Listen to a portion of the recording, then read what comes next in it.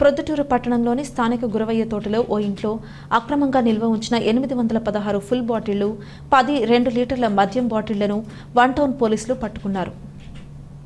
One town CI Ramakrishna Reddy ఆధ్వర్యంలో రాబడిన సమాచారం మేరకే ఇంటిని పోలీసులు తనిఖీ చేశారు. పక్కా సమాచారంతో అక్రమ మద్యం నిల్వను పోలీసులు కనుగొని వాటిని పోలీసులు సీజ్ చేశారు. దసరా పండుగ కోసం అధిక ధరలకు విక్రయించేందుకు గోవా నుండి అక్రమ మద్యం తెచ్చినట్లు సమాచారం. గోవా మద్యం ఇక్కడికి తరలించిన వ్యక్తులపై పోలీసులు ఆరా తీస్తున్నారు. కేసు నమోదు చేసి దర్యాప్తు చేస్తున్నట్లు వన్ టౌన్ సీఐ రామకృష్ణారెడ్డి తెలిపారు. ఈ దినము సాయంత్రం సమయం రాజశ్రీ ఎస్పీ కడప వారి ఆదేశాల మేరకు డిఎస్పీ ప్రొద్దుటూరు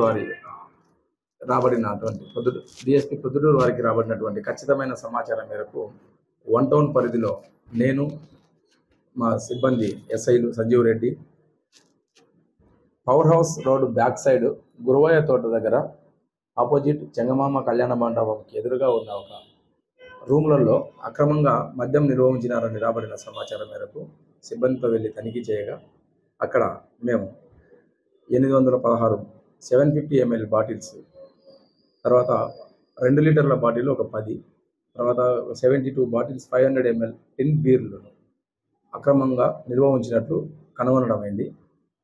అవి ఎవరివి ఏమిటి అని మేము విచారించుకునగా సుమారు ఒక నెల కిందట హరి వినాయక్ నగర్, తర్వాత ఈ